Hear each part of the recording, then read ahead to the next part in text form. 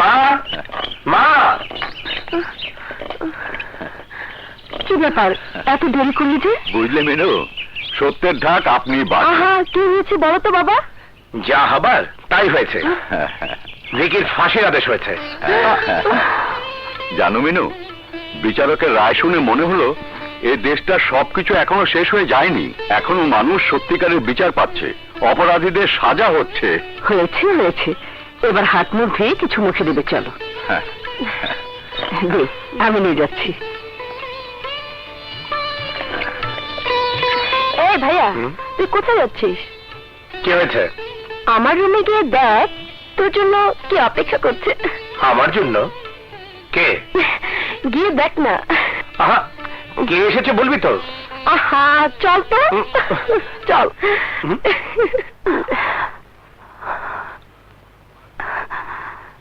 নাতাশা, আপনি? ভাইয়া, তোরা কথা বল, আমি আসি। নাতাশা, সব খবর ভালো তো? আপনার মা? মা ভালোই আছেন। তাহলে কাঁদছেন কেন? কি হয়েছে? আপনাকে বলা ঠিক হবে কিনা বুঝতে পারছি না। আমার বাড়ি পর্যন্ত যখন এসেছেন তখন সমস্যাটা বলেই ফেলুন। আপনাকে তাগিদ দিয়ে চাকরিটা নিয়ে আমি খুব একটা ভালো কাজ করিনি, তার জন্য আল্লাহ আমাকে সাহায্য দিয়েছে। কি হয়েছে বলবেন তো?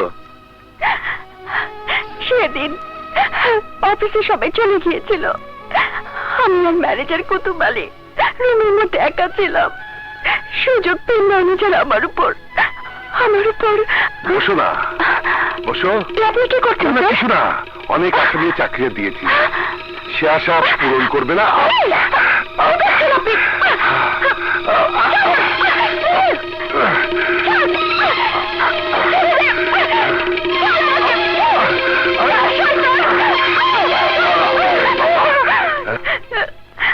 অনেক কষ্টে নিজের ইজ্জত নিয়ে সেখান থেকে ফিরে আসতে পেরেছি। মনের কথা কার কাছে বলবো, কে এর বিচার করবে?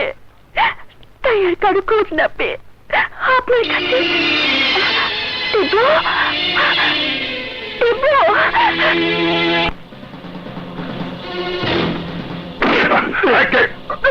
বাবা, অসহায় মেয়েদের চাকরি দেবার নাম করে যারা তাদের ভোগের সামগ্রী হিসেবে ব্যবহার করে তারা নরকের কীট। নরকের কীটের স্থান নরকে, এখানে নয়।